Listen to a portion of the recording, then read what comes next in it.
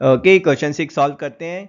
तो यहाँ पर हमें गिवन है 2 मासेस और उन मास के बीच में जो है there is a force and that force is gravitational force.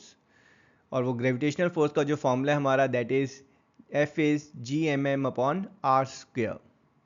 अब हमें यहाँ पर बताना है कि ये जो ग्रेविटेशनल फोर्स है ये कितना टाइम्स चेंज होगा अगर हम किसी एक मास को डबल कर दें या दोनों मास को डबल कर दें या इनके बीच के डिस्टेंस को डबल कर दें या डिस्टेंस को ट्रिपल कर दें। What will be the change in the original gravitational force.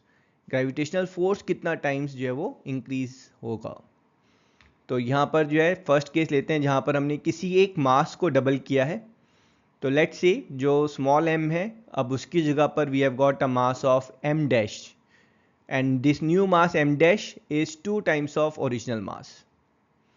तो अब ये जो न्यू मास है इसकी वजह से जो फोर्स होगा that is f dash new force that's G/m dash upon r²। तो ये जो आपका न्यू मास है इसकी जगह पर हम 2m डाल सकते हैं क्योंकि it's 2 times of original mass और यहाँ पर 2 आप कॉमन ले लें।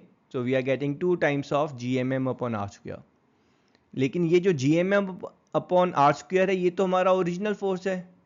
सो new force will be 2 times of original force. So our end statement will be that if one of the mass is doubled तो उसकी वजह से जो न्यू फोर्स होगा that will be double of original gravitational force and that's our answer for first part. Now let's check the second part. Second part को भी हम दो पार्ट में ब्रेक कर रहे हैं। First part we are taking what will happen if the distance between the object is doubled। तो अगर डिस्टेंस को डबल कर रहे हैं ओरिजिनल डिस्टेंस आपका r था, जो न्यू डिस्टेंस होगा वो r डैश होगा and r dash is 2 times of original distance. Same जो न्यू फोर्स होगा that will be G/m upon r dash square but r dash this is equal to 2 times of original distance that's 2r।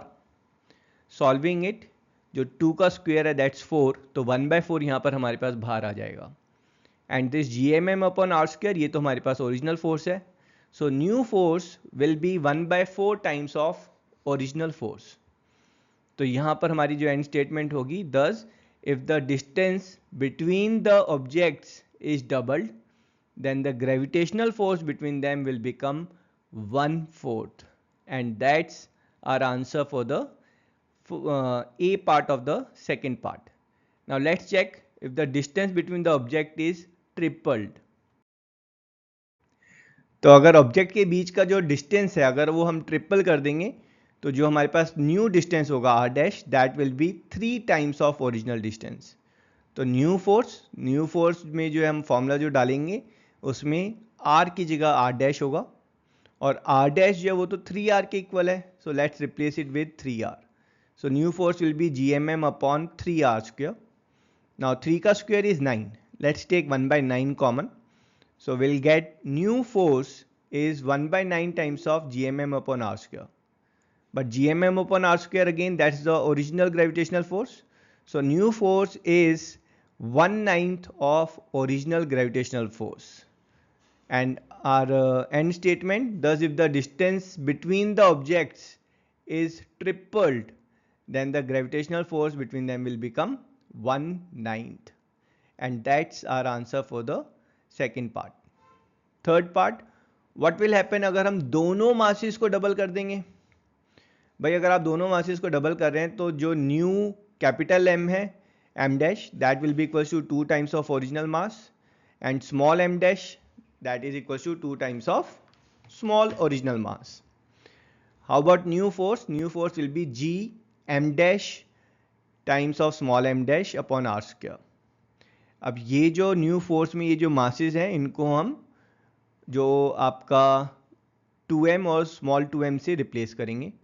So will get new force is G times of 2m times 2m upon r²। तो जो आपका numerator है यहाँ पर जो है 2 times 2 4 common आ जाएगा। So we are getting it as 4 times of G/m upon r² और new force will be 4 times of original force. So here we can say that कि if we will double each of the mass then the gravitational force between the objects will become 4 times and that's our answer.